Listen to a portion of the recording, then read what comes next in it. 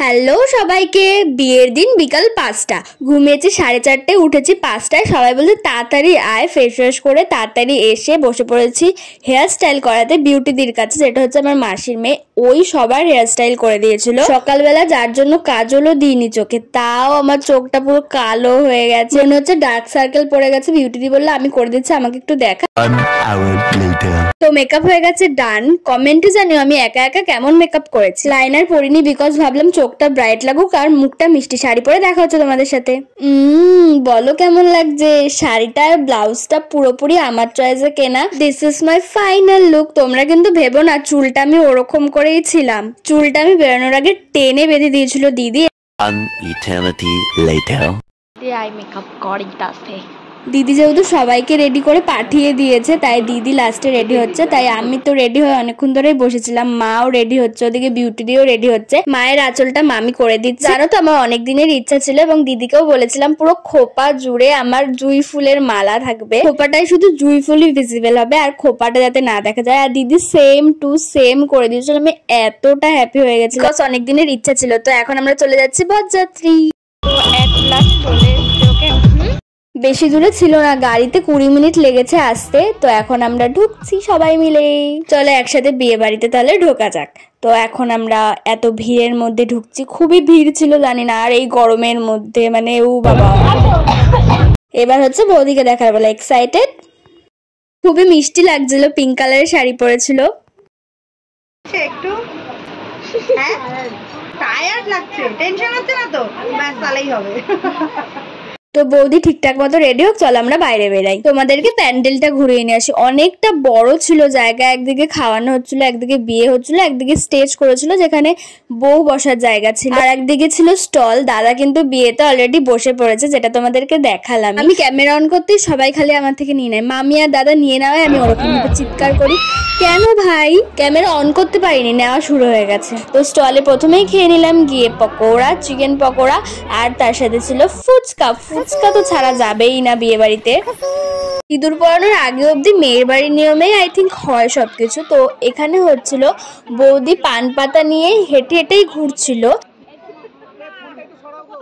আমার জামাইবাবুরা বৌদিকে নিয়ে 7 বার ঘোরে এবং দাদার সামনে এসে লাস্ট বারে বসে বৌদি, শেষে দাদার পা ধুয়ে মুছিয়ে দেয়।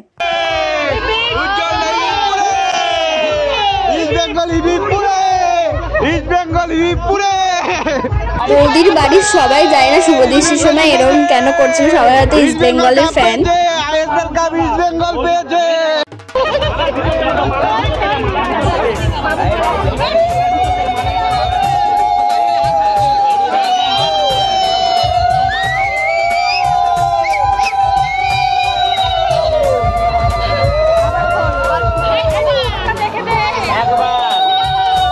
সব রিচুয়ালের সময় একজন এমন থাকবে আর কি হত্যাকর্তা বিধাতা, মানে পুরোহিত ভার্মে যাও, আমি সব দেখিয়ে দেবো আর সে ক্যামেরার সামনে আসবে আর ক্যামেরায় কিছু উঠবেই না, খালি তার মুন্ডু ছাড়া। মানে কি বলবো, এত সুন্দর স্পেশাল মোমেন্টে যদি কেউ সবার সামনে এসে দাঁড়িয়ে থাকে সেই জিনিসটা ভালো লাগে না। এইটা সিঁদুর দানের সময় আমি দেখি কেউ অন্য কেউ পরিয়ে দেয় সিঁদুর, কেন ভাই? এইসব জিনিস আমার কি জানি ইরিটেটিং লাগে।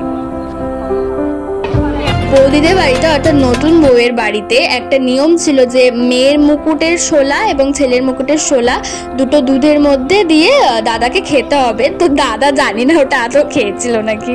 এখন বিয়ে হচ্ছে, আমরা সব ভাই বোনরা মিলে একটা অন্য কিছু হচ্ছিল সেখানে, সেটা পরে বলবো কোনো একটা ভিডিওতে। মানে আমরা বিয়েই দেখছিলাম, যেটা হয় মানে বিয়ে বাড়িতে কাউকে পছন্দ হয়ে যায় তাকে একটু বল সেই জিনিসটাই হচ্ছিল। যাই হোক আমি ওইসব দিকে নেই, এখন হচ্ছে 7 পাকে বাঁধা, যে জিনিসটাও খুব সুন্দর লাগে দেখতে। ফাইনালি সেই মুহূর্ত সিঁদুরদান। সিঁদুর পরলে সব মেয়েরই মুখ পুরো চেঞ্জ হয়ে যায়, আর বৌদিকেও খুব সুন্দর লাগছিল দেখতে।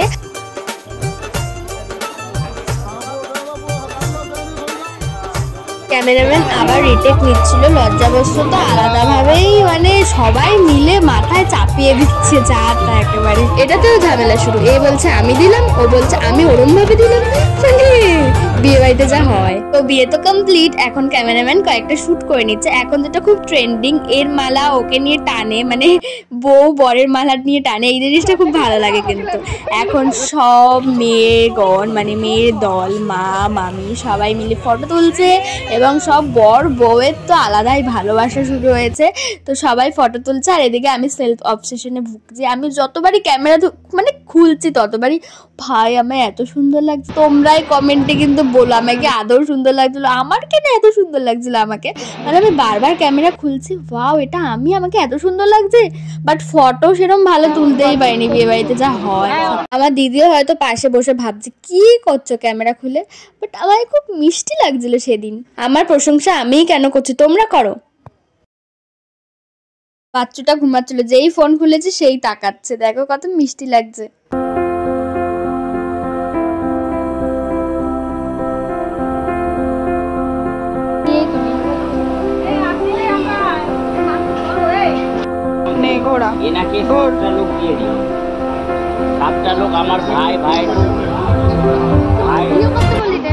আমি ফটো তুলতে বললেও ওরা ভাবে আমি ভিডিও করতে বলেছি। যাই হোক এখন খেতে বসে পড়েছি, রাত বাজে 12টা।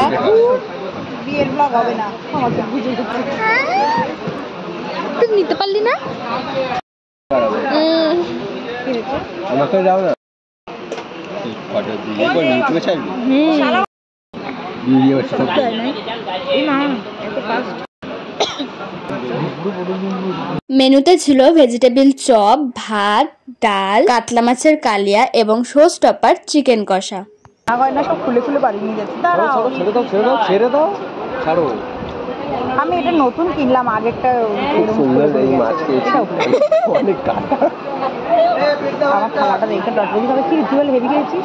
তুমি আমারটা আমার ইয়ে হয়ে গেছে। লাইক কমেন্ট করবেন আর সাবস্ক্রাইব করবেন, কাছে একটা বাদ দিয়ে।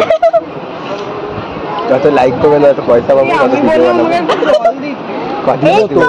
এটা ছিল আমার মামার ছেলে অর্থাৎ আমার দাদা, আর আমরা পাশাপাশি থাকলে সবসময় হাসতেই থাকি, দেখবে। তো এখন খাচ্ছি চিকেন, তোমরা খালি দেখো আর কি করবে। তো লেবু, নুন, আইসক্রিম, হজমলা নিয়ে আমাদের খাওয়া কমপ্লিট। আমাদের খাওয়া দাওয়ার ডান। কেমন ছিল খাবার দাবার? এখন চুপ। তো এখন বর বউ খেতে বসেছে, আমরা চলে যাবো এখন বাড়ি। বাড়িতে গিয়ে দেখা হচ্ছে, তো ওখানে গিয়ে কন্টিনিউ করছি ব্লগটা। তো ভাই এখন বাজে দেখিয়ে দিচ্ছি তোমাদের আমি, আমাকেই দেখা যাচ্ছে, টাইম দেখা যাচ্ছে 1:17। চলো বাই। তো এখন বাড়িতে চলে এসেছি, এসে ফ্রেশ হয়ে যাব ওই বাড়িতে ঘুমাতে। সবাই মিলে আমরা আরেকটা বাড়ি, মাসির বাড়ির পাশের বাড়িটাতেই সবাই মিলে আমরা একসাথে ঘুমাই। তো ভালো করে মুখটাকে ক্লিন করে চলে যাবো, আমাকে কিরকম ভূতের মতো লাগছে। বাই।